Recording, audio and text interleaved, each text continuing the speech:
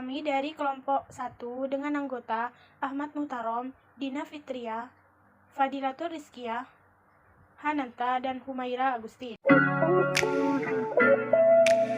Saya akan membahas tentang materi skala bertingkat.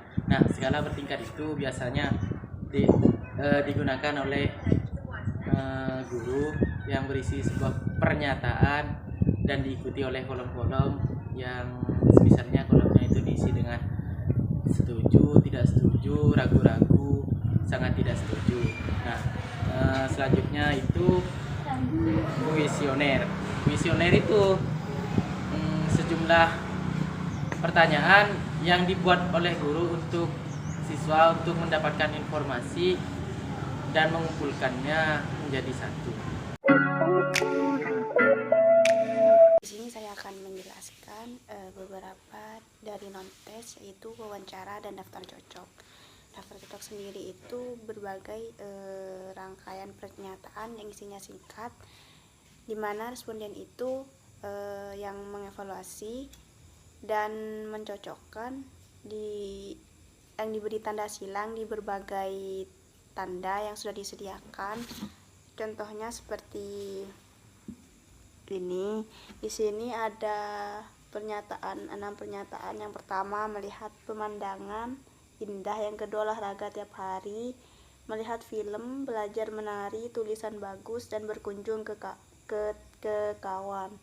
Dan di sebelah kirinya ini ada kolom tulisannya penting, biasa, sama tidak penting. Nah, yang pertama, kita melihat pemandangan indah.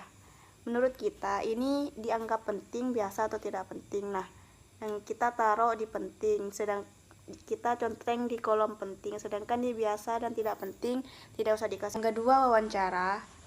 Wawancara sendiri itu cara yang digunakan oleh seseorang atau pihak untuk mendapatkan jawaban. Caranya itu tanya jawab sepihak. Dikatakan sepihak karena seseorang itu tidak memberi kesempatan kepada yang diwawancarai untuk memberikan pertanyaan. Dan pertanyaan di sini ada 2 pertanyaan bebas. Pertanyaan bebas ini contohnya yang mewawancara itu tidak memberikan pertanyaan bebas kepada yang diwawancarai. Yang kedua, wawancara terpimpin. Di sini orang yang mewawancarai itu pertanyaannya sudah disusun untuk ditanyakan kepada seorang yang melamar di perusahaan. Saya akan menjelaskan tentang pengamatan atau observasi. Pengamatan adalah cara agar guru mengetahui sikap laku siswa. Pengamatan ada 4. Yang pertama, partisipan. Yang kedua, non-partisipan. Yang ketiga, terstruktur. Yang keempat, non-terstruktur. Yang pertama, pengamatan turun ke lapangan langsung dalam kegiatan yang akan diamati. Contohnya, guru memberikan tugas kepada siswa. Lalu, guru itu menyuruh siswa untuk presentasi memecahkan masalah tersebut di depan kelas. Yang kedua, non-partisipan. Yang non-partisipan itu sebaliknya, guru itu tidak turun langsung ke lapangan yang akan diamati. Yang ketiga, terstruktur. Terstruktur menentukan apa yang akan diobservasi, apa yang akan diobservasi, bagaimana cara mengobservasi, terus kapan yang akan diobservasi.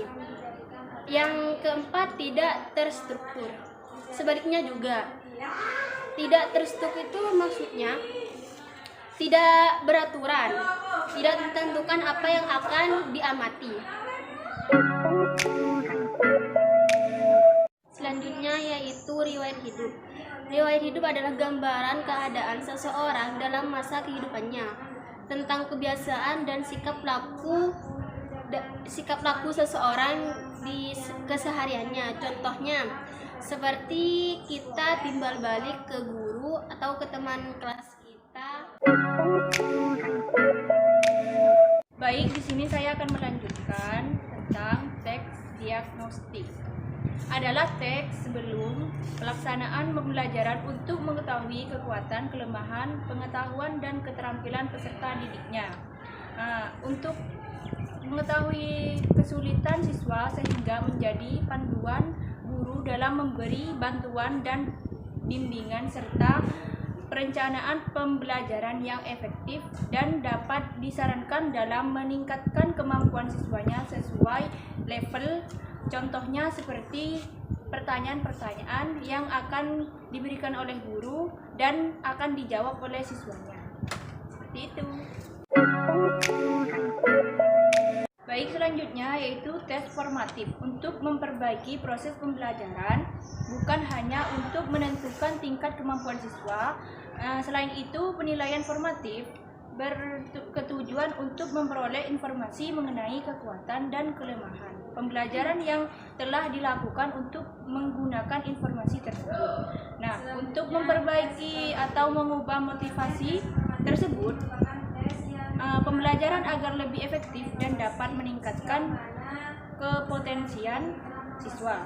Contohnya seperti ulangan per bab. Jadi, seorang guru itu akan memberi pertanyaan atau mengulang pembelajaran yang sudah dijelaskan sebelumnya. Selanjutnya, pembahasan tentang tes formatif dan tes sumatif dalam praktek. Yang pertama yaitu tes formatif, yaitu penilaian yang dilakukan untuk memberikan umpan balik atau feedback kepada peserta didik. Di sini biasanya dilakukan pada saat pembelajaran berlangsung untuk menentukan sejauh mana pengetahuan atau pemahaman peserta didik. Contohnya seperti ulangan harian atau ujian per bab. Selanjutnya yaitu tes sumatif, yaitu penilaian yang dilakukan di akhir semester. Dilakukan setelah para peserta didik menyelesaikan program belajar yang telah disediakan. Untuk melakukan atau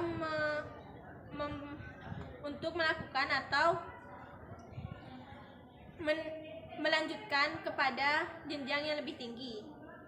Biasanya berupa ujian akhir semester atau UAS, bisa juga UN atau AN.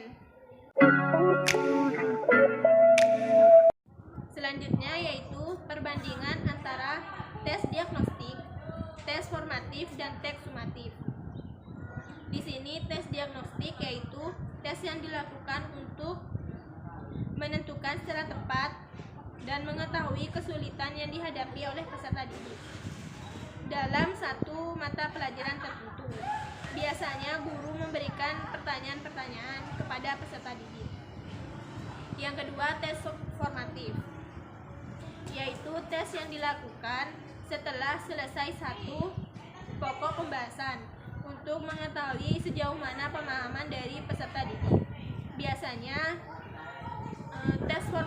tes formatif ini berbentuk seperti ulangan harian. Yang ketiga, tes sumatif.